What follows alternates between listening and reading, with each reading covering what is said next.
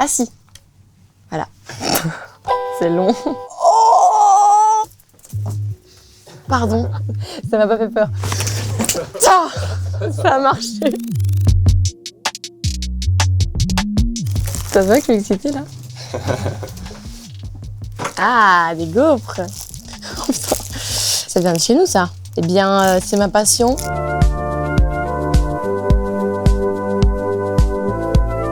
Il y a les gaufres de Bruxelles qui sont des gaufres un peu rectangulaires dans lesquelles on peut mettre de la chantilly, de la fraise et tout. Très bon, très joli esthétiquement, bien pour faire une photo Instagram, mais rien de tel qu'une bonne gaufre de Liège, bien dense, pleine de sucre fondant, meilleure. La bonne gaufre à mère. Incroyable, je sais exactement ce que c'est. Attends, j'ai hâte de la lire. Oh là là. Ça, c'est incroyable. Le 30 décembre 2016, c'était vraiment le tout début, il n'y avait rien, même pas la loi de Murphy, il me semble. Et c'était la bucket list 2017. Et en gros, j'avais mis retourner à New York, sortir un EP super stylé, concert toute seule avec un chouette set. C'est pas ça que j'ai écrit, mais j'ai un peu honte, donc je vais pas vous dire ce que j'ai écrit. Savoir toucher mes pieds, jambes tendues, passer le permis, déménager seule et payer mon loyer, réussir à faire cuire du riz, très difficile entre parenthèses. Avoir un amoureux, mais rester libre. Alors, bon, j'ai pas tout fait en 2017, mais je suis retournée à New York, j'ai fait un concert, j'ai sorti un album entre-temps, j'ai fait des concerts toute seule, je sais toucher mes pieds et les jambes tendues, j'ai pas passé le permis, j'ai déménagé seule depuis, je sais faire cuire du riz, et amoureux et rester libre, je suis passée par différentes étapes, mais on peut dire que j'y suis plus ou moins arrivée. Tu peux me montrer tes CDT Je peux montrer? Oui, il y a une table, vous allez pas me croire, et j'ai des talons. C'est parce que j'ai des talons. C'est le jeu à pépette, ça.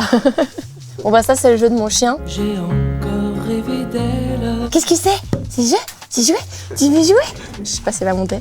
Bah c'est le jeu de mon chien, l'amour de ma vie, mon âme sœur, ma fille, mon enfant, ma raison de vivre, tout simplement. Ça m'a fait du bien pendant toute cette période de création aussi, d'avoir juste un animal qui me donnait de l'amour. Viens, on va la mettre sur la table. Qu'est-ce que c'est? Qu'est-ce que c'est? C'est que comme j'ai extrêmement bien élevé, elle obéit. Assis. Voilà. Assis. Voilà. Pas bouger. T'es libre maintenant. Est-ce que je veux jouer? Viens. Pardon, j'ai bougé la caméra. Désolée. Est-ce que je peux faire un truc de Joule en attendant? Ah, les partitions de Brol. Bah en fait, c'était un livre de partitions qu'on avait fait, mais dans lequel on a mis plein de petites photos de la tournée du Brol Tour.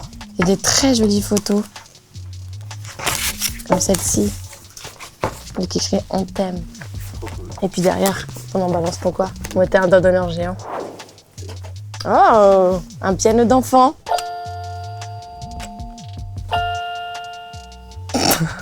C'est long. Voilà. J'ai commencé quand même à faire de la musique et des concerts avec un tout petit piano, à peu près à ce genre de touche.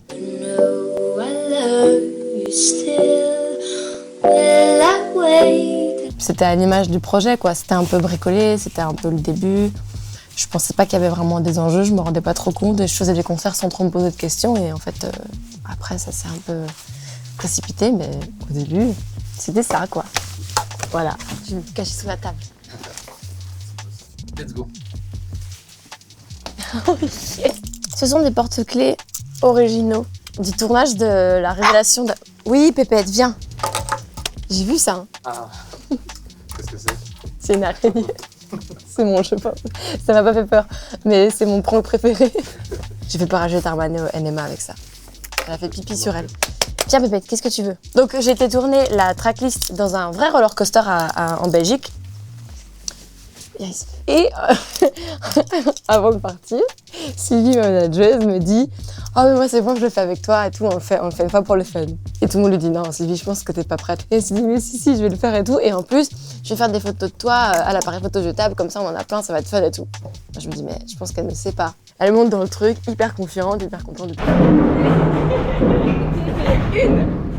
Et on arrive, et la montée, je pense qu'elle monte comme ça et ça va super haut. Justement, ça a été filmé. Immortalisé. Ah, tu l'as. Ah, Sylvie, on y est là, ça y est? Tu le... Ah, mais... Ok.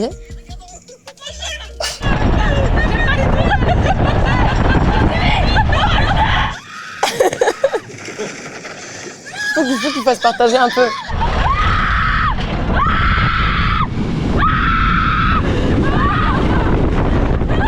Ah, moi, je pleure de rire.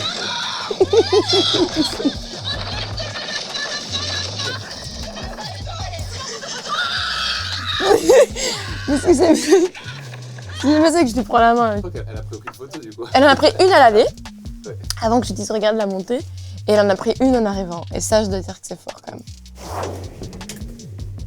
Ah, c'est le pins de la tournée de Damso. Quand il m'a invité en première partie en 2017, je devais être au clavier et puis ensuite il y a eu la proposition de faire les premières parties et en fait je l'ai fait, ce qui a été une expérience difficile et assez ingrate par moments parce que les premières parties c'est toujours ingrat. Mais il faut imaginer que c'était un public plutôt hip-hop et que moi je faisais pas vraiment du hip-hop. Et les lumières s'éteignent et ça se rallume, je monte sur scène et là je me fais huer direct.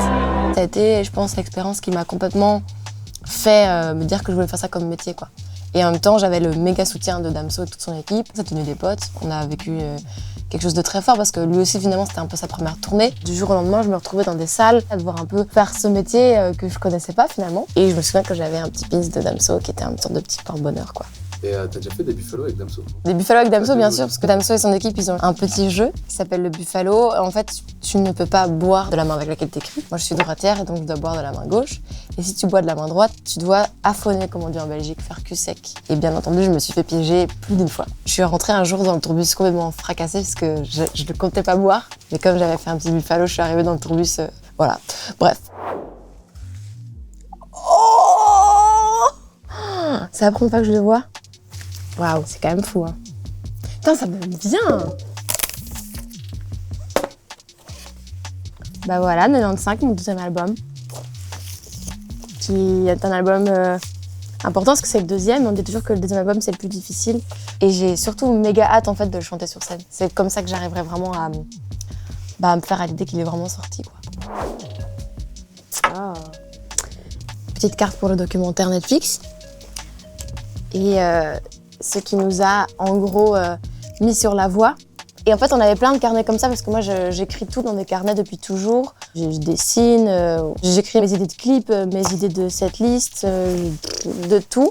Le texte à l'époque, c'était tellement de la merde. Et en fait, en parler, c'est aussi, je pense, montrer que je suis humaine et que même quand on fait un métier comme le mien qui paraît drôle, chouette et fou, bah, il y a aussi des moments difficiles. Et, je crois que c'était une façon de rester assez honnête avec les gens.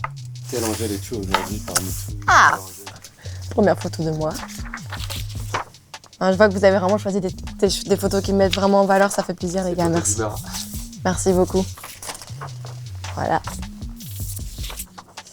Ah. Très bien.